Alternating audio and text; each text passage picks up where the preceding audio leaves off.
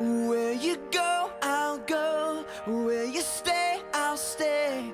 When you move, Хамтдаа өнөөдөр Бурхан бидэнд хандаж хэлэх үгийг хүлээн авч сонсъё. За 2019 оны 11-р сар бол refresh буюу сэргээн шинжлэгдэх сар. Жохон дэлгэрэнгүй хэлэхээр хоёр үгээр хэлээд байгаа юм. Сэргээн шинжлэгдэх. За нэг үгээр хэлвэл юу вэ? Сэргээгдэх сар гэж хэлж болно гэсэн. Бүгд хамтдаа хэлье 3 И. Амен. 2019 оны 11-р сар буюу яг одоо бидний хамтдаа эхлүүлж байгаа энэ сар бол сэргээгдэх сар байна гэсэн. Тэгэхээр би та бүхнийг сэргээгдэх сардаан тавтай морилно гэж урмаар байна. Онцгой нэг шинэ сар руу бид хөл тавьж байна гэсэн. Хамтдаа Үйлс номын 3-р бүлгийн 19-р ишлэгийг уншъя. 3 И. Иймээс гимшицгээ. Нүглүүдээсээ салахын тулд эргэцгээ.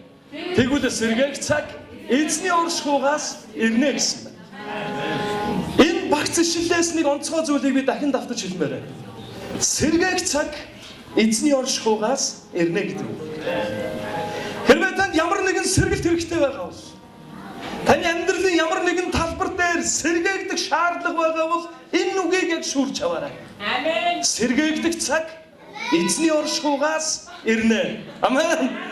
Гараа өргөж байгаа амен гэж хөргөө орууллаа шүү дээ. Намайг дагаад хэлээрэй. Сэргээгдэх цаг эзний оршихугаас ирнэ. Бүгд хамтдаа давчхан залбирцгаая. Их эзэн минь та өөрийн үгээр биднийг сэргээж бидний санхүү, харилцаа, эрүүл мэнд, ажил мэргэжил, ур чадвар, хичээл сургууль, амьдралын маань талбар бүрийг та сэргээн шинжилж өгөөч. Хэрвээ сэтгэлээр унсан ямар нэгэн зүйлээр дутагдж гачигдсан, урагшлах хүч тэнхээ дутсан хэн нэгэн байгаа бол яг өнөөдөр таны үгнээс болоод сэргээгдэх болтугай. Амьдрал нь сэргээгдэж, барьж байгуулагдаж, таны юрмсын өрөөлүүдтэй уулзах болтугай. Эзэн Есүс таны мотор даатхан таны ариун нэрээр залбирanгуйлаа. Амен. Яг энэ цаг үеийг бид харахтаа эх орноо ч гэсэн харвал бидний сэргээгдэх асар олон хэрэгцээ байгаа энэ цаг үед бид амьдарч. Улс орны байдал, улс төрийн байдлыг хэрвээ бид хамтдаа ажиглан харвал янз янзын жагсаал бидний өмнө яригдах болсон. Улс төрийн байдлыг харах юм бол хар жагсаал буюу авилгал хэл ахуул, бусрамг явдлуудаар дүүрэн байгаа энэ цаг үед бид амьдарч. Өнгөрсөн 7 хоног, өнгөрсөн 2-7 хоногийн туршид нэг зүйл яригдах болсон. Энэ зүйлийн үйл саарл жагсаалт. Нэг талаараа эдийн засгийн хувьд ч гэсэн бид сэргээгдэх ёстой цаг үед амьдарч. Ер нь бол улс орны түүхэнд 2 удаагаа саарл жагсаалтанд орсон улс байхгүй гинэ. 2014 онд манай улс саарл жагсаалтанд орж ирсэн. Харин 2019 оны яг сүүлийн өдрөл эхэлж байгаадаа зэрэгцээгээд саарл жагсаалтанд орчлоо. Нэг талаараа энэ зүйл бидэнд юуг сануулж байгаа вэ гэхээр бидэнд санхүүгийн тал дээр, эдийн засгийн тал дээр сахилга бат, цэвэршүүлэлт, сэргээлт хэрэгтэй гэсэн. Хариуцлах хэрэгтэй ийм л сануулга авсан сар. Үүнээс гадна гэмт хэргийн дархалтай холбоотой олон асуудлууд бидний эргэн тойронд өрнөж байна. Ялангуяа хүчирхийлэлтэй холбоотой гэмт хэрэг. Тэгэхээр бид яг бодиттой зүйлүүдийг, бодиттой амьдралыг, бодиттой өрнөж байгаа зүйлүүдийг харвал улс орны маань талбар болгон дээр сэргээлт ба шинжилэлт хэрэгтэй юм цаг үед амьдарч байна. Үүнээс гадна гэр бүл 2015, 16, 17, 18 гэсэн онуудын судалгааг харвал жилиг тусам гэр бүл салалт өссөн. 2018 онд 4,000 гаруй гэр бүл салт сарнилсан байна. Хэрвээ үүнийг өдөр болгонд нь хуваах юм бол хамгийн багадаа энгийнээр л бодоход нэг өдөрт 10 гэр бүл салж байна гэсэн. 10 гэр бүлийн амьдрал сүрж. Тэгэхээр бидний амьдралын талбар болгон дээр, улс орны маань салбар болгон дээр сэргээлт, шинжилэлт хэрэгтэй ийм цаг үед бид амьдарч байна гэсэн. Refresh буюу шинжилэлт хэрэгтэй цаг үед амьдарч байна. Тэгвэл яг энэ шинжилэлт хэрэгтэй цаг үед та бид яг юугаа бас сэргээн шинжлэх хэрэгтэй байна. Бурхантай болон бусадтай харилцах харилцаагаа сэргээн шинжлэх хэрэгтэй гэсэн. Та бидэд ч гэсэн ялгаагүй сэргээн шинжлэлт хэрэгтэй. Мэдлэг боловсролын хувьд залуучууд маань сурч мэдэж урагшлах хэрэгтэй. За үүнээс гадна үйлчилж байгаа бүх хүмүүстээ баярлалаа гэж бас хэлмээр байна. Бүгдээрээ сайхан алгадаш үйлчилж байгаа хүмүүстээ. Чуулганд маань тогтмолоор 120 гаруй хүмүүс хамрагдаж байгаа. Харин яг энэ 120 гаруй хүмүүсийн маань 50 орчим хүмүүс нь сайн дураараа цуглаандаа үйлчилдэг. Бурханд итгэсэн итгэлээсээ болоод цаг заваан зүрх сэтгэлээ талаантан Бурханы алдрын төлөө зориулан үйлчилдэг. Гэхдээ л бидэнд дахиад үйлчлэл дээрээ сэргээгдэх. Юуны төлөө, ямар зорилгын төлөө надад өгөгдсөн талаантаараа би Бурхандаа үйлчилж байгаа билээ гэдгээр бодох ийм онцгой сарлуу бид хөл тавьж байна гэсэн. Мөн үүнээс гадна санхүүгийн тал дээр сэргээлт хэрэгтэй сард бид нар хөл тавьж. Санхүүгийн тал дээр би хандчихсан, болчихсон, одоо нэмээд хэрэггүй гэж байгаа юм байна уу? Тэгвэл цуглааны дараа би тантай уулзаад таныг зовлонгоос ангижруулж өгье. Илүү гараад байгаа юм байна уу? За харин надад үнэхээр Бурханы өрөөл хэрэгтэй байна. Санхүүгийн тал дээр би урагшлах хэрэгтэй байна гэж байгаа юм байна уу? Зүгээр сайхан шударгаар гараа өгье. Амен. Бид бүгдд нь санхүүгийн сэргээл шинжилэлт, хангалт, дүрэлт хэрэгтэй. Үүнээс гадна эрүүл мэндийн хувьд сэргээгдэх сарлуу бидгэл тавьж байна. Хэрвээ та бидний дунд өвдөж байгаа хэн нэгэн байгаа бол энэ сар бүр онцгойлон залбираарай. Өвчтөй газараа гар тавиад эзэн Есүсийн нэрээр өвчнийг үлдэн өгөөрэй. Эзэн таны өвчтөй газрууд дээр эдгэрлийг буулгах болтугай. Маш олон гайхамшгуудыг амсах болтугай. Гэр бүлийн хувьд эхнэр нөхөр өөр хоорондоо харилцах харилцаан дээр сэргээгдэх сард хөл тавьж яана гэсэн. Өчигдөр би хичээл дээрээ байж байгаад нэг завсар гарангууд эхнэр лугаа мессеж явуулсан. Хааны өглөө гоё цай бэлдэж өгсөн баярлалаа чамдаа гэж. Тэгсэн чи эхнэрээс минь хариу ирсэн. Юу болов гэж. Яач уу гэж. Яасан гэж. Тэгээ би хариуд нь гоо яагач вэ? Чамдаа хайртай шүү. Аа би мессеж авалгаа юу? Эхнэр. Тэгээд би юу гэж ütсэн бэ гэхээр чи минь надад Бурханаас ирсэн том өрөөл шүү гэж биччихээд би нэг мессеж хүлээсэн. Намайг бас тэгж хэлэх байхаа. Хариулт нь юу байсан гэж бодож байна? Яг адилхан мессеж ирсэн чи ч гэсэн. Тэгэхээр яг л номисоор болж байна. Тэгэхээр гэр бүлийн өвдөж гисэн эзэн дотор харилцаагаа барьж байгуулах онцгой сард бид нар хөл тавьж яана гэсэн. Мөн ажил мэргэжил чадварын хувьд сэргээн шинжлэгдэх дахин урагшлах онцгой сард бид хөл тавьж байна. За үүнээс гадна зам чанар хандлагын хувьд сэргээгдэн шинжлэгдэх онцгой сард бид хөл тавьж байна. Хэрвээ улс оронд маань ямар нэгэн зүйл болохгүй бол бид юутай холбож ойлгох вэ? Эдийн засгийн хувьд сэргээгдэх хэрэгтэй, яамдууд сэргээгдэх хэрэгтэй, өдөртөгч нар маань олигтой байх хэрэгтэй, хэл хахуул зогсох хэрэгтэй гэж маш олон зүйлийг бид нэр хэрэгцүүлэн бодож болох юм. Гэхдээ Библи бидэнд юу сануулдгийг хамтдаа бүгдээрээ уншийе. Шастрын дэд номын 7-р бүлгийн 14-өөс 15-р эшлэл. Бүгд хамтдаа уншийе. Библи харин бидэнд юу гэж хэлдэг юм бэ? 3 Миний нэрээр дуудагдсан. Миний хүмүүс өөрсдийгөө даруй байлган, залбирч, миний нүрийг эрэлхийлж, булрмуу замуудаасан эргэх аваас би Тэнгэрээс сонсож, тэдний нүглийг уучлан, тэдний газар нутгийг эдгэнэ.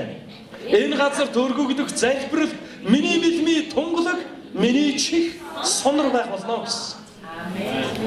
Ямар нэгэн яамдыг болон хэн нэгэн өдөртөгчийг буруутхан суухын оронд та бид өөрсдөөсөө эхлэх хэрэгтэй гэж Библи бидэнд ятгаж. Энэ улс орны сэргэлт хинээс үүдэлтэй гэсэн бэ? Танаас. Хажуудаага өнрөөгөө хараад надаас гэж хэлээ. Амен. Бүгдээрээ улаанаар бичигдсэн хэсгүүдийг хамтдаа төвлөрч харъя. Миний хүмүүс буюу таны талаар ярьж байна. Бас миний талаар. Миний хүмүүс эргэх аваас би сонсож эдгэн гэж эзэн амласан байна.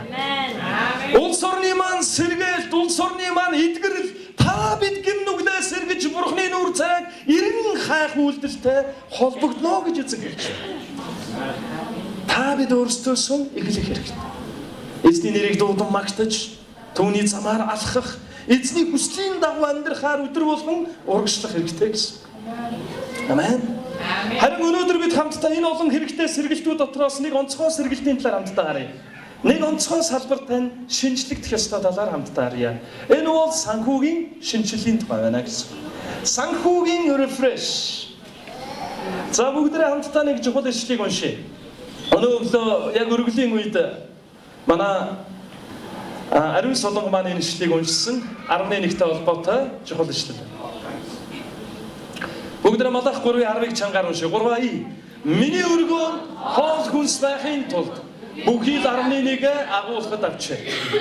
Би та нарын төлөө Тэнгэрийн цонхыг нээж, та нарын төлөө ивэлийг хайлтал асгах хэсгийн талаар намайг одоо үгээр шалгаа гэж түмэн цэргийн эзэн айлдж байна гэсэн. Амен. Амен. Нэг сонирхолтой үгийг бүгдээрээ хамтдаа харъя. Нэгэн англи хүү Америкийг зөрөн Нью-Йоркийн Манхэттен хүрэхээр за хойноос айгүй гоё түүх уншиж байгаа учраас ая тавьж өгөөрэй. Усан хугацаанд суужээ. Учир нь тэр хүүхэн ядуу зүдүү нэгэн байсан бөгөөд аав нь саавчтай. Ээж нь сүрээ өвчин туссан тул маш хөөрхөлтэй, сүдрэлтэй амьдралаар амьдарч байсан.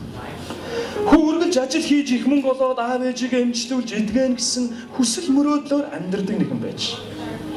Хүү яг Манхэттен зөрөх усан онгоцон суухаас хэсэгхэн хугацааны өмнө тосгоныхон бүгдээрээ очиж хүндэлдэг нэг насан дээр очиж уулзсан байдаг. Тэгээд өнөөх наснаас хүү асууж л дээ. Би яавал зовлон шалгалаар дүүрэн энэ дэлхийд хүн шиг амьдарч болох вэ?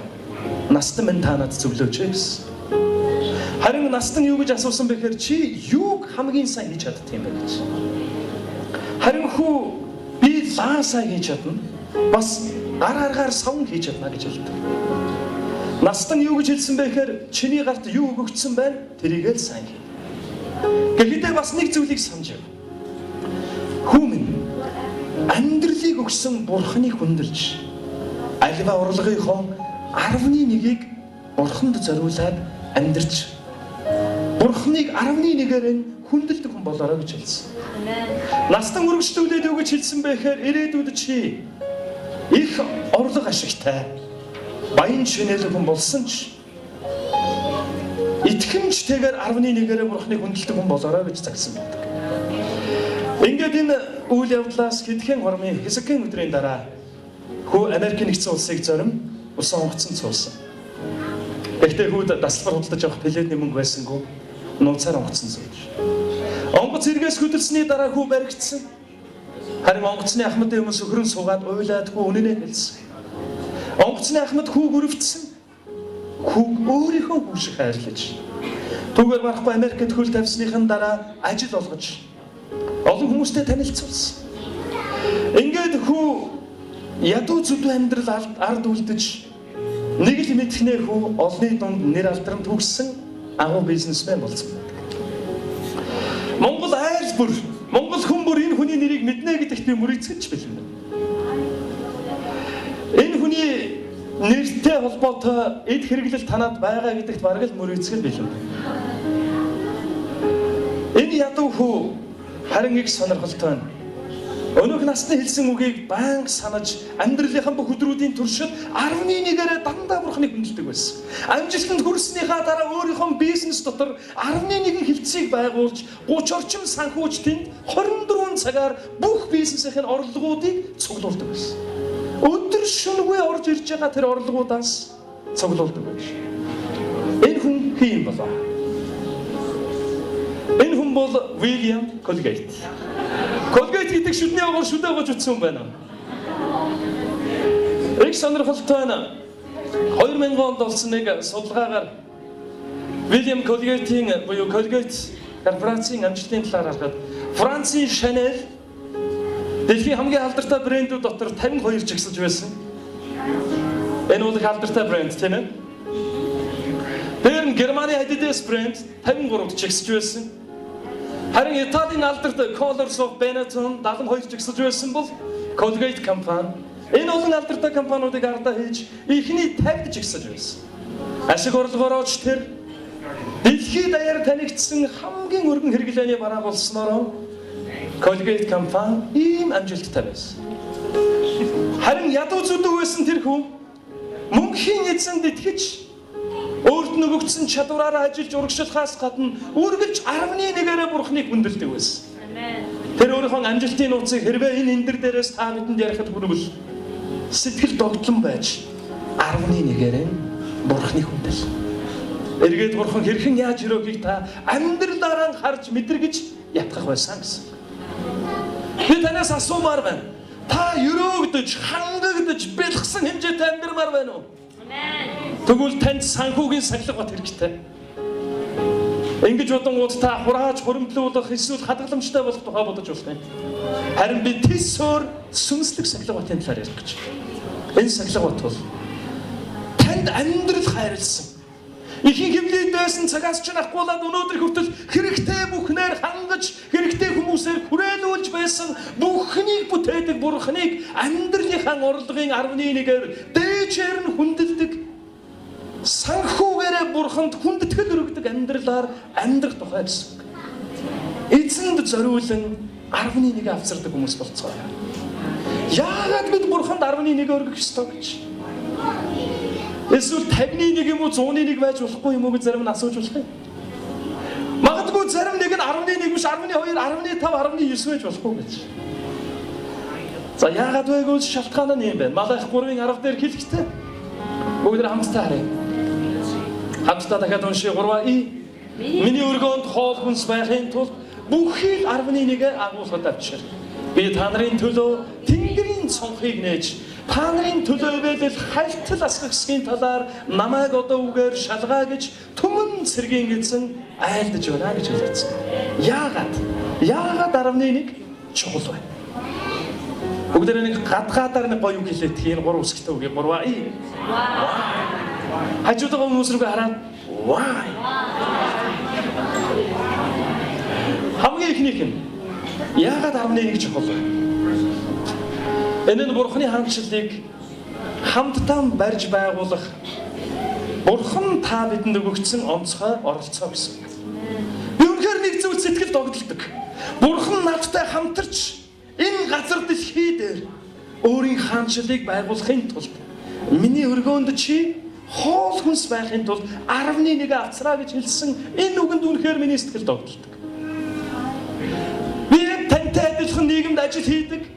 Харин сар болгоныхоо заримдаа 7 хоног болгон орж ирсэн орлогынхоо 11-ээр эзнийг хүндлэхээр догдлон ирдэг. Өнөөдөр ч гэсэн би яг ингэж л 11-гээ бариад ирсэн. Малах 3-ын 10 дээр хэлсэнчлэн эзний өргөөнд хоол хүнс байхын тулд 11-гээ эзний агуулгад авчирсан гэсэн. Хуучин гэрээтэй холбоотойгоор зарим пасторууд тайлбарладаг л да юу гэж вэ гэхээр хуучин гэрээнд сүм гэдэг ойлголт нь барилга байгууламж байсан. Одоо шинэ гэрээнд бол аврал авсан хүнийг л сүм гэж тодорхойлж байгаа гэж. Тийм ээ. Үнэн. Зарчмын хувьд бол үнэн. Гэхдээ тэр хүн хэн нэгнийг хурцлахын тулд эсвэл хэн нэгнээр хурцлагдахын тулд тэр хүн хамтдаа сууж нөхөрлөх, ярилцах, хамтдаа Библийг судлах, хамт магтах, залбирах, хамтдаа нөхөрлөх орчин хэрэгтэй биз? Тийм үү? Би яг чуулганд үйлчлээд 10 гаруй жил болж байна. Энэ хугацаанд би маш олон жил хүмүүстэй уулзахдаа кофе шоп, шөлөндөө, манай шөлөндөө ч юм бол ер нь чуулганд зориулсан гоё үйлчлэл шүү дээ бас.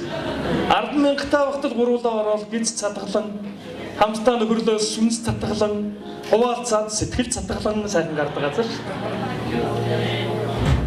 За үүнээс гадна маш олон газруудаар явж хүмүүстэй уулздаг байсан бол харин одоо бид хамтдаа суугаад нөхөрлөх, ярилцах, хамтдаа бие биенийгээ хурцлж барьж байгуулж ирлэх оффистой болжээ.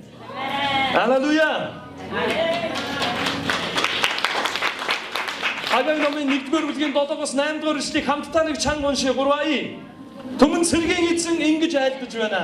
Өөрсдийн зам мөрөө хямагтун уулууд явж мод авчран өргөөг минь баригтун. Тэгвэл би үүнийг чинь таашааж алдар шуулгадах юмаа гэж эзэн айлдаж байна гэсэн. Амен. Өнгөрсөн 1 сарын туршид чуулганы офисыг янзлах прожект өрнөсөн. Маш олон хүмүүс өргөсөн. Бид нар нэлээд том прожектын ард гарсан шүү. Гэхдээ би нэг зүйл баярлаа гэж хэлмээр байна. Энэ прожектэнд өргөж, залбирч шүн дөл болтол 3 цаг 4 цаг өнгөртөл хан цуглааны одоо хан офисуудыг янзалж будаж үйлчилсэн хүн болгонд баярлаа. Та яг л уулууд явж мод авчираад хамтдаа Бурхны өргөөг сэргээн засаж барьж босгох ажилд оролцсон байна. Танаас болоод бид хамтдаа цуглах өрөөтэй болжээ. 5 өрөөтэй та төсөөлтөө хөгжлөн зөвлөгөө өгөхөрөө. Гоё нөө тоглож байна манайхаа. Counseling буюу хөгжлөн зөвлөгөө өгөхөрөө. Эсийн бүлгийн өрөө, урдны өрөө байсан юм уу? Үстэй. Дотроо 41 инчин зурагттай. Стаффордын өрөө. Тэр нь Магдалины багийн бэлтгэл хийх өрөө. Хан маань бас 3-ын хан мантай. Орохоор нэг цаашлаад нэг цааш наашлаа. За дээр нь бас би анх удаа яг юм өрөөтэй болж үзэж байна. Пастрын өрөө.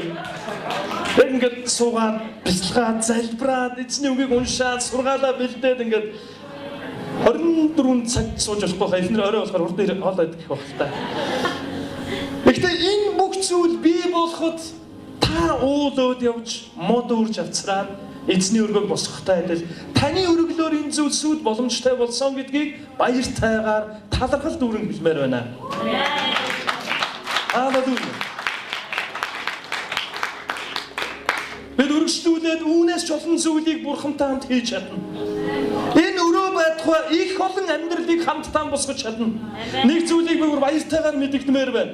Every Nation чуулганы сар бүрийн түрээс бас чуулганы үйл ажиллагаа, хүүхдийн цуглаан, залуучдын үйлчлэл, өсвөрийн үйлчлэл, Магдалины үйлчлэл бүх зүйлсүүд яг энэ чуулганы үйл ажиллагаа доголгүй урагшлахад таны өргөл энэ зүйлүүд урагшлах шалтгаан болдог шүү. Бид яг бараг 100% өргөлөөрөө явдаг цуглаан. Олон хүмүүс тэгж боддог Есүсийн цуглаан дээр гаднаас том хөрөнгө оруулалт орж ирээд буужган болдог байх гэж. Үгүй ээ. Зарим байхад тэгдэг юм байж магадгүй юм. Харин энэ чуулганы хувьд бол бид хамтдаа өргөж өргөлөөрөө явдаг чуулган. Би бүр баярлаад байгаа. Бодхоор баяр хөр төрөөд байгаа. Бид үнэхээр бүр ямар олон юм хамт хийж чадна гэж Бурхны алдрын төлөө хамтдаа уул явж мод үрчрээд энэ байтугай олон ажлыг бид хамтдаа амжуулж чадна. Хоёрдугаарх нь бид эзэнд өргөснөөр эзэн сайн гэдгийг амсаж үзэх боломж та бидэнд оногддог. Зүгийн бол ямар амттай талаар яриул би олон зүйлийг олон цагийн турш нуршин байж эндээс тайлбарж магадгүй л дээ. Нэлцгай, шаран бинт хэрэгтэй, нэлон, хоёрын хөрөөдөө зүгийн балын татлах хийж болно. Гэт олон юм ярьж болно. Гэхдээ маш хурдан мэдж бол харга нь юу вэ? Танд зүгийн бол авцраад та 7 уруугаа сайн цэвэрлж ягаад зүгийн болон дүрээр гэл амсан гол чи нэлцгай юм байна, чихэрлэг юм байна. Өөрөө ойлгоно гэсэн үг тийм.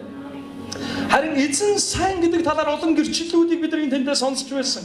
Харин бид эзэнд өргөж, эзэн зориулсан амьдралаар амьдрснаас болоод бид өөрсдөө тэр гэрчлэлийн эзэд болох ёроол ирдэг гэсэн. Эзэн сайн гэдгийг амсаж өөрийн амьдрал дээр мэдэрмээр байгаа юм байна уу? Тэгвэл эзэнд өргөдөг байя. Сая Ариун Солонгон манаас гэрчлэлээ ш тийм ээ. Эзэнд итгэмжтэйгээр өргөж 11-ээр эзний хүндрэлхийн төлөө хичээж ирсэн. Харин эзэн энэ он хэлж яхад байртай болно гэдэг үнэхээр итгэл өгсөн. Харин ажлын газраас нь байртай болоорой гэж бэлэг өгсөн байна те. Вау. Энэ юруу биш гэж юу?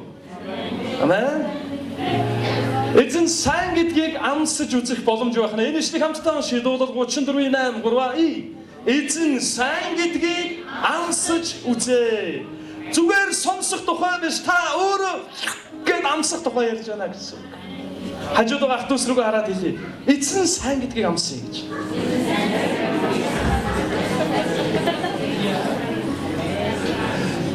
Би нэг хүний талаар гэрчлэл хуваалцъя. Энэ хүн маань одоо Солонгост үйлчилж байгаа. Би холбогдоод таны талаар юм ярьлаа шүү сүмдэрэ гэж асуусан. Тэгээ нөгөө хүн маань тэгэлгүй яг харин ч би ярих юм чинь дэлгэрүүлээд өгье гэдээ надтай холбогдсон байгаа. 1990 оны ихэр эзнийг хүлээж аваад 10 гаруй жил эзэнд итгэмжтэйгээр үйлчилсэн. 11 жил эзэнд амьдралаа зориулсан. Харин энэ хугацаанд өөртөө байгаа бүх зүйлээ эзэнд зориулсан. 11 байтугай эзэнд бүхнээ өгсөн. Эзний төлөө маш олон газраар явж сайн мэдээ тунхаглан эзэнд бүхнээ зориулсан. Харин эргээд харсан чи 2001 оны үед эхнэртэйгээ гэрлээд аль хэзээ 3-4 жил болсны дараа эхнэр нэг өдөр хэлсэн байна л да. За ханаа. За энэ пастрыг бол ариун болд гэдэг. За ариун болдоо. Бурханд чи амьдралаа зориулаад явж байгааг хань нь ойлгож байна гэхдээ одоо нэг өөрийн гэсэн аятайхан орон байр тавилмаар байна гэж хэлсэн. Тухайн үед сүмийнхаа хажууд таваантай гэр бариад амьдардаг гэж. Тэгээд ариун бол дахмаа залбирсан. За бурхан минь ээ. Би өнөөдрийн хүртэл танд амьдралаа зориулж ирсэн. Харин одоо та надад ерөөл хайрлаач.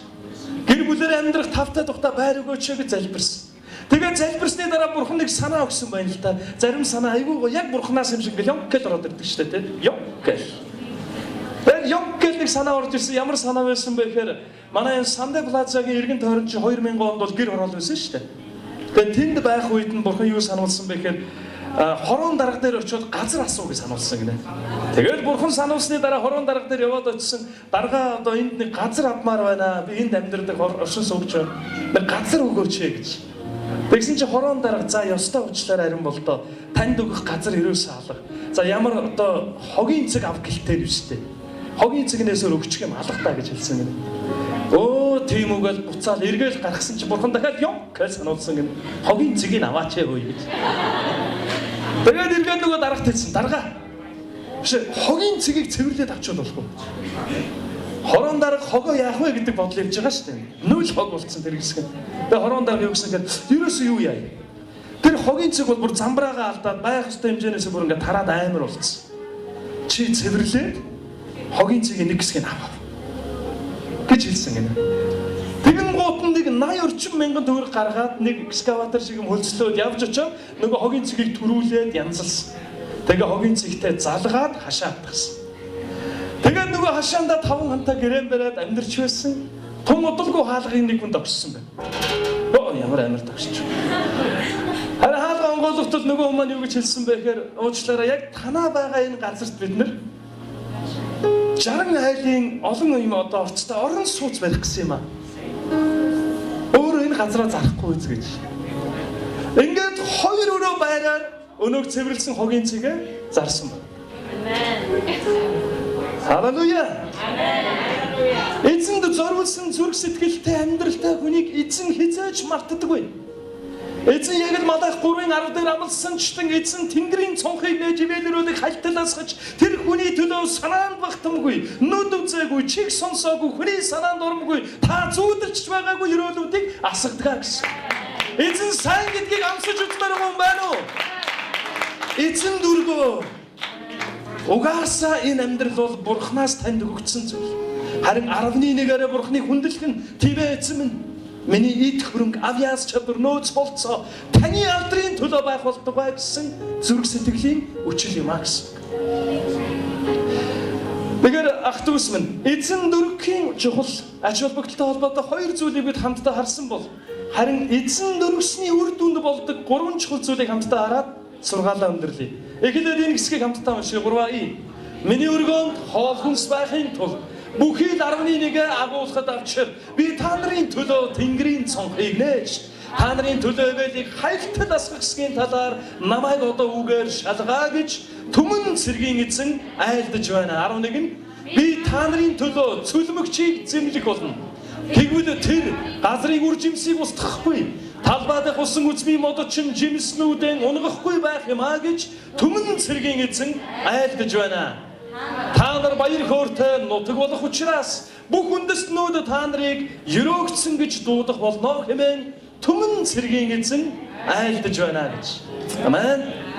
Тэгэхээр эзэн 11 өргөснөөс болоод таны амьдрал дээр өрнөж болох гурван чухал зүйлийг хамтдаа харъя. Эхнийх нь Малах 3:10-аас 13 дээр эзэн хэлсний дагуу Тэнгэрийн цонх нээгдэж ивэл хальтал зутгагдана гинэ. Эзэн бурхнаас сорж болохгүй гэж бурхны үгнээр хэлсэн байдаг. Гэхдээ Библийн зөвхөн энэ хэсэг дээр л бурхан хэрхэн яаж хангадгийг амсаж, шалгаж үзэж болно гэд бурхан амлалт мэт өгсөн ишлэл байна. Тэнгэрийн цонх. Тэнгэрийн цонх гэж хэлээрэй. Тэнгэрийн цонх. Амен. Ямар нэгэн банкны сейф биш. Хэн нэгэн чинэлэг хүний хөрөнгөтэй холбоотой сейф онгох тухай биш. Харин бүх баялагийг эзэмшдэг бурхан таны төлөө Тэнгэрийн цонхыг нээн гэж та боддоо. Эзний өрөөл хальтал асгарах бол. Сургаалт төгс номын 3 дугаар бүлгийн 9-оос 10 дугаар эшлэгийг та бүхэн санаж байна уу? Сургаалт төгс 3-ын 9-оос 10 дээр юу гэж хэлсэн байдаг вэ? Эд хөрөнгөөрөө болон бүх бүтээгдэхүүнийхаа дээжээр эзний хүндэл. Тэгвэл агуулгач нь пиг дүүрч торхнууд чинь шин дарсаар бэлхнаа гэж хэлсэн байна. Бүгдээрээ пиг дүүрч гэж хэлээ. Бясхан гэж хэлээ. Яавал гэсэн бэ? Тэгвэл гэдэг үгийн өмнөх хэсгийг харвал эзнийг хүндэл гэж хэлсэн. 11 ба өргөлөөрөө. Тэгвэл агуулгач нь пиг дүүрч шин дарсаа торхнууч нь бэлхнаа гэж хэлсэн. Та нарын хідэн пиг дүүрч амьдрмаар байна вэ? Хідэн бэлхэж амьдрмаар байна вэ? Эзэн дөрөг. 11-ээрээ бурхныг хүндэл. Өнгөрсөн өдрүүдэд нэг дүүгийн гэрчлэлээр урам авсан. Тэгээ тэр дүү маань эзэнд зориулж өргөсөн. Энэ бол бүр 11-ээс давсан өргөл байсан. Гэхдээ эзний өргөөнд хоолгонс байхын тулд тэр дүү маань өргөсөн. Тэгээ тэр дүүтэй маань холбоотой энэ гэрчлэл үнэхээр урам өгсөн учраас арвин дүүгээ гарч гэрчлээсэ гэж хүсэж байна. Бүгдээрээ арийг өрөө. Аавын маань эзэн дөрвснөөс болоод хэрхэн гэрөөл хүний дээр асгарсан талаар та бидэнд гэрчил хуваалцсанаа. За сайн байцгаана уу? Намайг Арвин гэдэг.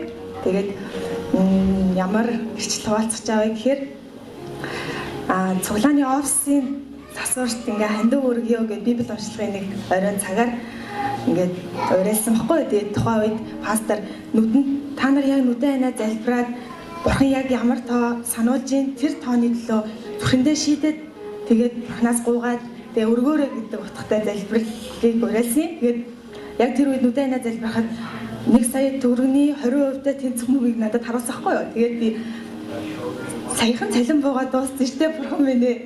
Энэ мөнгийг би одоо ханаас явуулъя гэж бодохдоо за бурхан минь би яг л нөгөө нэг эзний өргөөг барих гэж хуучин гэрээний үед ингээд ард түмэн бүгдээр ингээд хамаг бүхэл зүйлээ ингээд зориулж өргөжсэн тэрийг өмнө уншижсэн тэр зүйл надад амар санаанд орсон байхгүй. Тийм гой халуун зүрхээр би яг тийм эзний өргөөг барихад тэр ард түмэн ямар ийм золиос гаргаж зориулж гаргасан би ч гэсэн тийм зүйлийг өргөмөр гэж би зүрхэндээ шийдсэн. Тэгээд бас тэр 20% төлөө бас залбирсан. Тэгээд нэг удааг байсан чинь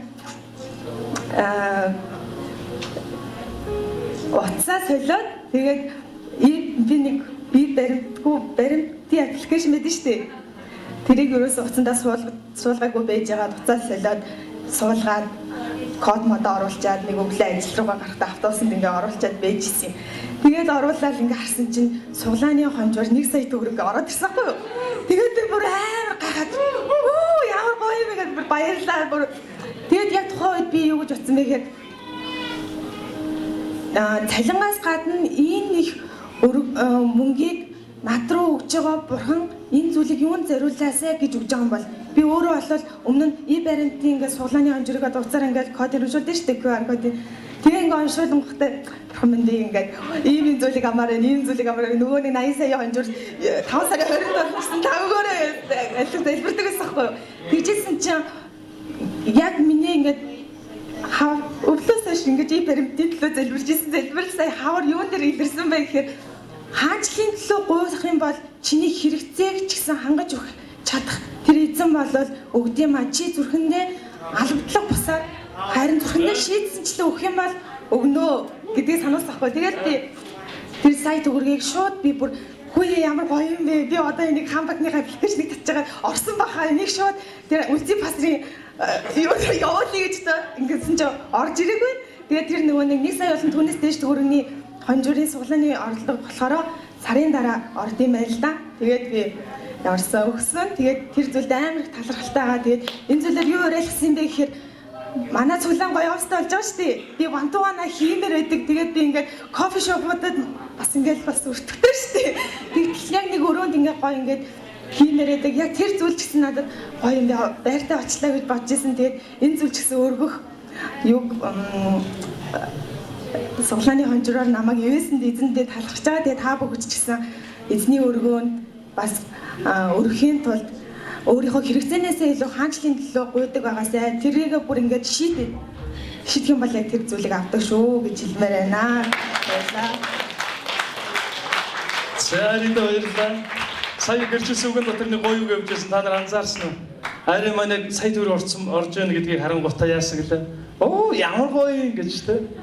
Таны амьдрал дээр юм тохиолдосоо гэж өрөөё. Оо ямар гоё гэмээр үг олон гараасаа. Тэгээд маань ус яг эзний өргөөнд зориулж өргөл өргөсөн. Түрүүн бас яг хэлсэн ч вантуан ихээр нэг альтайхан газар олддгүйгээр шөлөндөө яг вантуан ихээр заримдаа тэгдэж штэ. Яг ингээд вантуан ихээр суужаад 19 дугаартай бол аавна. Тэгээд нэг хэсэг гацж байгаа л та. Эсвэл кофе шоп яг хийгээ суужаад гинт тэнтэг шал өөрөө явдаг штэ. Ямар юм нэмэр ми дэн ялангуяа ядж яхад энд нь айгуу дуртай яг энэ хэсэг дэнэнэнэ яг вантуан игээл тэгэл та юу гэд дэн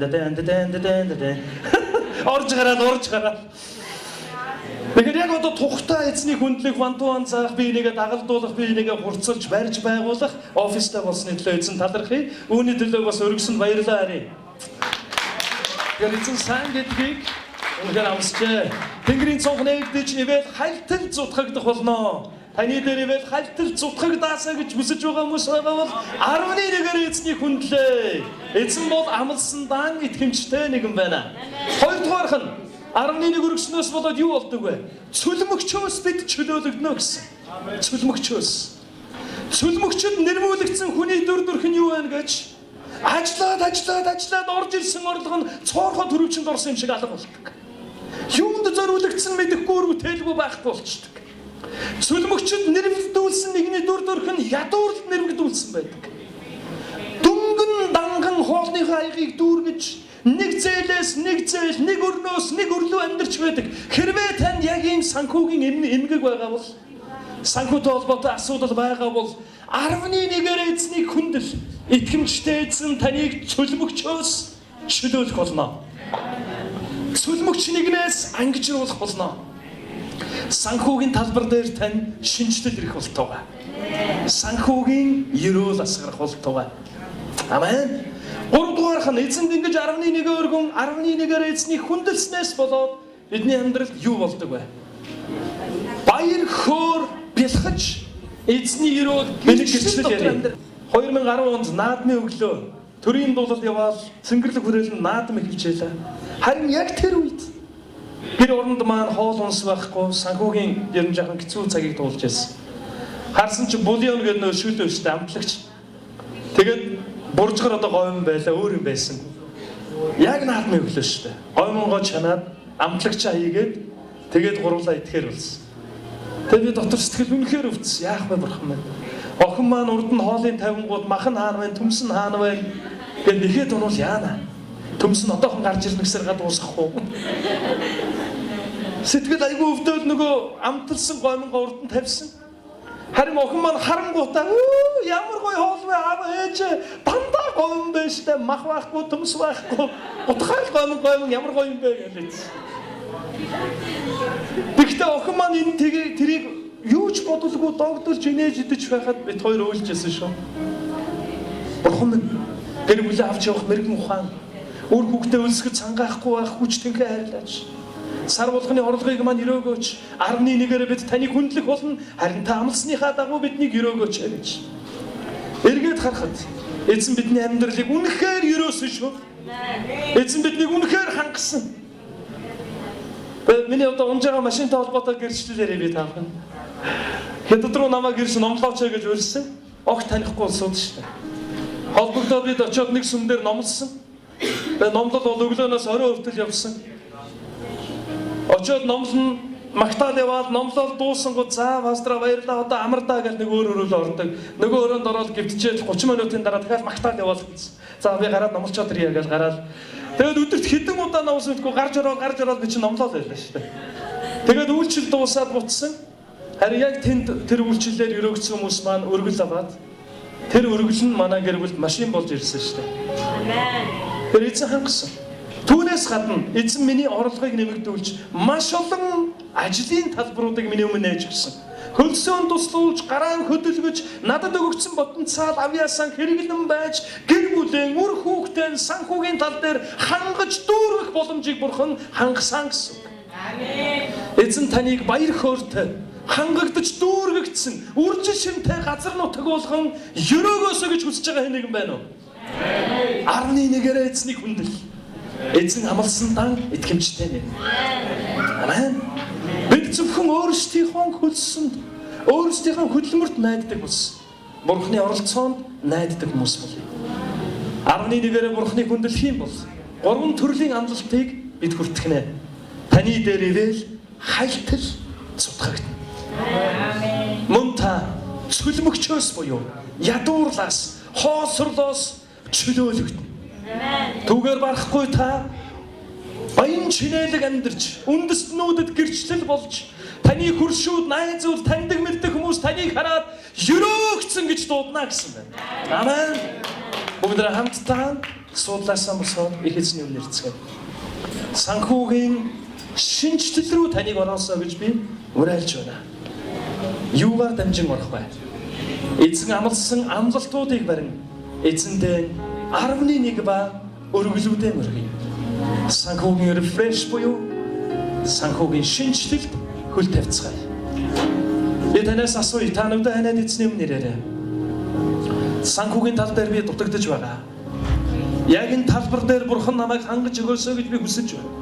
Хөдөлмөрлөөд зүтгээд би хэрэгцээгээ дүүргэж чадахгүй байна. Харин бурхан миний амьдрал дээр давхар орлоготой болох олон талбаруудыг нээж эхийн хэвлийд байхаас минь миний дотор суулгагдсан бодон цаалуудыг маань илрүүлж гэр бүлэн, үр хүүхэдэн амьдралаа санхүүгийн тал дээр өрөөх тэр боломжийг эзэн надад өгөөсэй гэж би хүсэж байна гэж байгаа нэгэн байгаа бол та эзний өмнө ирээд нүдэн ханаад эзэнд гараан өргөөрэй. Тэмээ эзэн би хүсэж байна. Өнөөдрөөс эхлэн 11-ээрээ би бурхныг хүндэтгэн сэтгэл хөдлсөн учраас 1-2 удаа биш нэг насны амьдралаа дуустал би 11-ээр эзнийг хүндэлнэ гэж байгаа хүмүүс байгаа бол энэ шийдвэрийг гаргаж байгаа хэн нэгэн байгаа бол та байгаа газараа гараан өргөөд эзэнд шийдвэрэн илэрхийлээрэй. Тэгээд та намайг дагаад чангаар тунхаглан хэлээрэй. Их эзэн минь ээ. Танд баярлалаа. Тэнгэр газар дээрх газрын доорх бүх баялагийг эзэмшдэг. Бүхнийг захирдаг. Бүхнийг бүтээс бурхан таныг би өөрийнхөө эд хөрөнгөөр бүх хөрөнгөний хон 11-ээр бүх орлогын хон 11-ээр хүндэтгэх болно. Миний амьдрал дээр Малах 3-ын 10-аас 12 дугаар ишлэлээр амлсан амлалтуудаа та хур буруу мэт сутгаж өгөөрэй. Намайг үржилшинтэй хангагдж дүүргэгдсэн газар нутаг мэт баялагийг эзэмшин альва ядуурл хоосрол үгүйрлээс чөлөөлж эвээд ирүүлээ миний дээр та хайлтал цутгаж өгөөрэй. Би 11-ээр өргөлөөрөө таныг хүндэтгэх болно. Алдар, магтаал, хүндэтгэл бүрийг авах зохистой эзэн Есүсийн нэрээр. Амен. Би таныг